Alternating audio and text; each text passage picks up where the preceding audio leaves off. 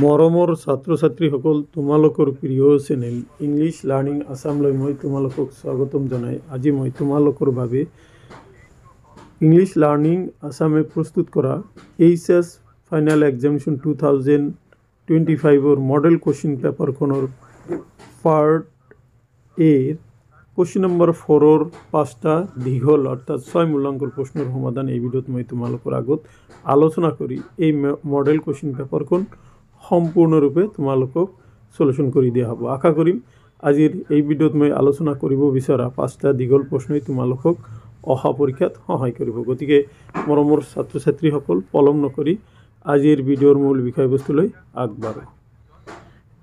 দেখা তোমালোকৰ question number 4ত আছিল যে নিম্নলিখিত প্ৰশ্নসমূহৰ যিকোনো দুটাৰ উত্তৰ লিখা।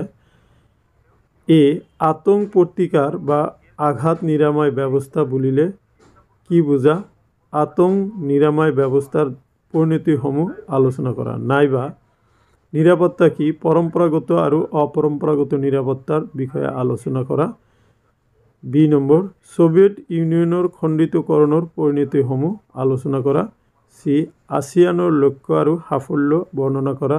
ডি অৰ্থনৈতিক শক্তি হিচাপে চীনৰ উত্থান আলোচনা কৰা। গতিকে এই 5টা হল দীঘল প্ৰশ্ন। এতিয়া মই তোমালোকৰ আগত এটা এটাকৈ সমাধান আগবঢ়াম।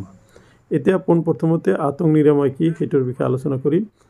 দেখা সোভিয়েট সংঘৰ পতনৰ লগে লগে নতুনকৈ সৃষ্টি হোৱা ৰাষ্ট্ৰসমূহৰ অৰ্থনৈতিক দুৰৱস্থাই জনসাধাৰণৰ মনত অনিশ্চয়তা সংকটৰ সৃষ্টি কৰে। জনসাধাৰণৰ এনে আঘাত প্ৰশম কৰাৰ বাবে বিশ্ব বেংক আৰু IMF-এ কিছুমান সংস্কাৰৰ কাৰ্যসূচী গ্ৰহণ কৰে, যাক আতংক প্ৰতিকাৰ বা শ্বক থেৰাপি বা আঘাত নিৰাময় বুলি কোৱা হয়। এতিয়া মই তোমালোকৰ ত্ৰাসিক বা আতংক নিৰাময়ৰ পৰিণতি বা আতংক প্ৰতিকাৰৰ পৰিণতি 1990 চনৰ পৰা কাৰ্যকৰী হোৱা ত্ৰাসিক বা আতংক প্ৰতিকাৰ ব্যৱস্থাৰ পৰা জনসাধাৰণে কল্পনা কৰা অনুসৰি বাস্তৱ ফল ভোগ কৰিব পৰা নাছিল। বাস্তৱতে এই ব্যৱস্থাই সোভিয়েট ইউনিয়নৰ পৰা মুক্ত হোৱা স্বাধীন ৰাষ্ট্ৰসমূহৰ অৰ্থনৈতিক ব্যৱস্থাক ধ্বংস কৰি পেলাইছিল আৰু সমগ্ৰ অঞ্চলৰ জনসাধাৰণক বিপৰ্যয়ৰ মুখলৈ ঠেলি দিছিল। ৰাছিয়াৰ ৰাষ্ট্ৰ নিয়ন্ত্ৰিত উদ্যোগবোৰ সম্পূৰ্ণৰূপে বন্ধ হৈ পৰিছিল আৰু 90% উদ্যোগ ব্যক্তিগত খণ্ড বা কোনো কোম্পানীৰ ওচৰত বিক্ৰী কৰি দিয়া হৈছিল।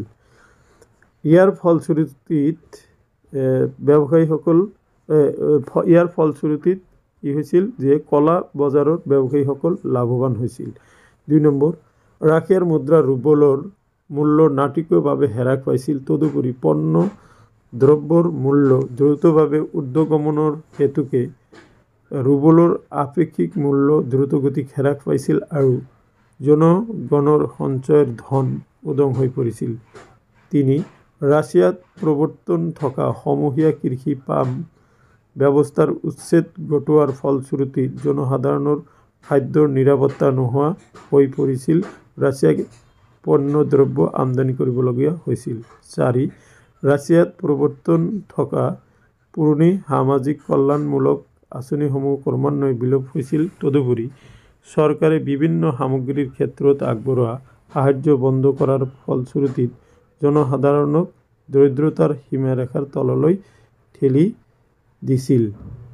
নম্বৰ 5 বিদ্যায়তনিক আৰু বুদ্ধিজীৱীসকল মানসিকভাৱে ভাঙি পৰিছিল নাইবা আন দেশলৈ গৈছিল। এইখিনি তোমালোকৰ ফলাফল। এতিয়া মই নেক্সট আছিল নিৰাপত্তা কি? পৰম্পৰাগত আৰু অপৰম্পৰাগত নিৰাপত্তাৰ বিষয়ে লিখা। দেখা ইয়াত হৈছে নিৰাপত্তা হ'ল বিপৰ্যয় বা ভাবুকিক প্ৰতিহত কৰাৰ বাবে গ্ৰহণ কৰা সুৰক্ষা ব্যৱস্থা, যাৰ জৰিয়তে মানৱ জাতি আৰু ৰাষ্ট্ৰৰ অস্তিত্বৰ সৈতে জড়িত প্ৰমূল্যবোধসমূহ সুৰক্ষিত হয়। বিশ্বত বৰ্তমান প্ৰায় 200খন ৰাষ্ট্ৰ আছে আৰু ইয়াত 70 কোটিৰো অধিক মানুহে বসবাস কৰে। কিন্তু মন কৰিলে দেখিবলৈ পোৱা যায় যে প্ৰত্যেকখন ৰাষ্ট্ৰ বা প্ৰতিজন মানুহৰ জীৱনলৈ যিবোৰ ভাবুকি আহে তাৰ বাবে একে ধৰণৰ নিৰাপত্তাৰ প্ৰয়োজন নহয়, অৰ্থাৎ বেলেগ বেলেগ ধৰণৰ নিৰাপত্তাৰ প্ৰয়োজন দেখা। নিৰাপত্তাৰ দিশটো দুই ধৰণৰ হ'ব পাৰে, পৰম্পৰাগত নিৰাপত্তা আৰু অপৰম্পৰাগত নিৰাপত্তা। এতিয়া তোমালোকে পৰম্পৰাগত নিৰাপত্তালৈ আহাচোন।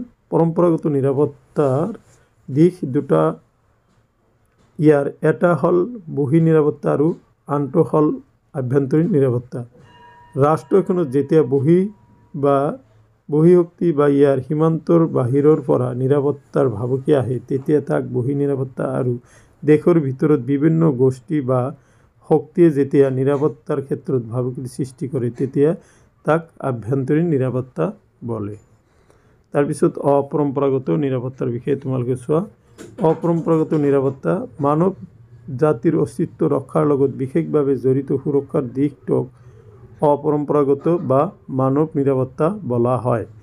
এই দিশটো জনসাধাৰণৰ দৈনন্দিন জীৱনৰ সৈতে বিশেষভাৱে জড়িত হৈ আছে। বৰ্তমান যুগত মানৱ জাতিটোৱে দৈনন্দিন জীৱনৰ প্ৰতিটো পদক্ষেপতে প্ৰত্যাহ্বানৰ সন্মুখীন হ'বলগীয়া হৈছে আৰু ইয়াৰ বাবে নিৰাপত্তা প্ৰয়োজন হৈছে। আমি ইয়াৰ মানৱ জাতিৰ বাবে প্ৰয়োজনীয় বিশ্ব দৰিদ্ৰতা, স্বাস্থ্য আৰু শিক্ষাৰ নিৰাপত্তাৰ বিষয়ে আমি আলোচনা কৰিম। গতিকে এইকেইটা হ'ল তোমাৰ অপৰম্পৰাগত নিৰাপত্তা হ'ল বিশ্ব দৰিদ্ৰতা, বিশ্ব স্বাস্থ্য আৰু শিক্ষা। অ'কে, এইখিনি অলপ বনাই লিখিলে আৰু অলপ বঢ়াই দিলে হৈ যাব। নেক্সট প্ৰশ্নটো হ'ল ছোভিয়েট ইউনিয়নৰ ভাঙনৰ ফলাফলসমূহ চমুকৈ আলোচনা কৰা। ছোভিয়েট ইউনিয়নৰ ভাঙন বা পতনৰ ফলাফল বা পৰিণতিসমূহ হ'ল, নম্বৰ 1, শীতল যুদ্ধৰ সমাপ্তি, সমাজবাদী আৰু পুঁজিপতি আদৰ্শৰ শ্ৰেষ্ঠতা প্ৰতিষ্ঠাৰ বুজন অস্তিত্ব শেষ হৈ গ'ল। নম্বৰ 2, বিশ্ব ৰাজনীতিৰ ক্ষমতাৰ সময়ত পৰিৱৰ্তন আছিল আৰু তাৰ বাবে ইয়াৰ লগত জড়িত অনুষ্ঠান প্ৰতিষ্ঠানসমূহৰো মাজতো পৰিৱৰ্তন হোৱা দেখা গ'ল। ছোভিয়েট ব্লকৰ পতন হোৱা বাবে বহুতো নতুন ৰাষ্ট্ৰৰ জন্ম হয়। 15খন ছোভিয়েট ইউনিয়নৰ ভংগৰ ফলত আমেৰিকা যুক্তৰাষ্ট্ৰ বিশ্বৰ একমাত্ৰ শক্তিশালী ৰাষ্ট্ৰত পৰিণত হৈছে। ছোভিয়েট ইউনিয়নৰ ভাঙনৰ ফলত বিশ্বত ক্ষমতাৰ ভাৰসাম্যতাৰ দিশ সলনি হৈছে। এতিয়া আছিয়ানৰ লক্ষ্য আৰু সাফল্য বৰ্ণনা কৰা। আছিয়ানৰ লক্ষ্যসমূহ হ'ল 1, আছিয়ানৰ মূল উদ্দেশ্য আছিল অৰ্থনৈতিক বৃদ্ধি খৰতকীয়া কৰা আৰু ইয়াৰ জৰিয়তে সামাজিক উন্নতি আৰু বিকাশৰ ব্যৱস্থা কৰা। আছিয়ানৰ এটা গৌণ উদ্দেশ্য হৈছে আইনৰ শাসন আৰু ৰাষ্ট্ৰসংঘৰ চনদৰ ওপৰত ভিত্তি কৰি আঞ্চলিক স্থিৰতা আৰু শান্তি উন্নত কৰা। এতিয়া আছিয়ানৰ আৰু 3 নম্বৰটো দেখা, বৃহৎ শক্তিৰ প্ৰতিযোগিতাৰ বিৰুদ্ধে অঞ্চলটোৰ ৰাজনৈতিক আৰু অৰ্থনৈতিক ব্যৱস্থা ৰক্ষণাবেক্ষণ দিয়া। 4, দক্ষিণ এছিয়াৰ ৰাষ্ট্ৰবোৰৰ মাজত সামূহিক আত্মনিৰ্ভৰশীলতা বৃদ্ধি কৰাৰ চেষ্টা অটুট ৰখা। 5, অন্যান্য উন্নয়নশীল দেশৰ লগত সহযোগিতা শক্তিশালী কৰাৰ ব্যৱস্থা কৰা। আছিয়ানৰ সাফল্য। আছিয়ানে ইয়াৰ সদস্য ৰাষ্ট্ৰসমূহৰ মাজত অৰ্থনৈতিক উন্নয়ন দ্ৰুতগামী কৰাত যথেষ্ট সফলতা অৰ্জন কৰিছে। নম্বৰ 2, আছিয়ান পৃথিৱীৰ মুঠ 8% জনসংখ্যা সামৰি লয় আৰু 2003 চনত ইয়াৰ মুঠ GDP হ'ল আমেৰিকাৰ $8,700 বিলিয়ন। আছিয়ানে বাণিজ্য অঞ্চল গঠন কৰি শ্ৰমিকসকলৰ চাকৰিৰ ব্যৱস্থা কৰে। আমেৰিকা আৰু চীনে আছিয়ানৰ লগত মুক্ত বাণিজ্য অঞ্চলৰ বিষয়ে বন্দোবস্ত কৰিবলৈ আগবাঢ়ি আহিছে। এনেদৰে আছিয়ান সন্থাই ইয়াৰ লক্ষ্য পূৰণৰ ক্ষেত্ৰত বহু দূৰ সফল হৈছে। এতিয়া অৰ্থনৈতিক শক্তি হিচাপে চীনৰ উত্থানৰ বিষয়ে চমুকৈ আলোচনা কৰা। অৰ্থনৈতিক শক্তি হিচাপে চীনৰ উত্থানৰ সম্পৰ্কে তলত আলোচনা কৰা হ'ল। 1, 1970 দশকৰ পিছৰ পৰা চীনৰ অৰ্থনৈতিক ক্ষেত্ৰত এক গুৰুত্বপূৰ্ণ পৰিৱৰ্তনৰ সূচনা হৈছিল, যাৰ ফলস্বৰূপে বিশ্বত বহুতো চিন্তাবিদে 2040 চনৰ ভিতৰত চীন আমেৰিকাকে চেৰ পেলাব বুলি কৈছিল। 1978 চনত চীনে গ্ৰহণ কৰা মুক্ত দৰ নীতিৰ ফলত বহুতো বিদেশী ৰাষ্ট্ৰই চীনত বিনিয়োগ কৰিছিল আৰু চীনৰ উৎপাদন বহু পৰিমাণে বৃদ্ধি হৈছিল। ফলস্বৰূপে মানুহৰ আৰ্থিক স্থিতি শক্তিশালী হৈছিল।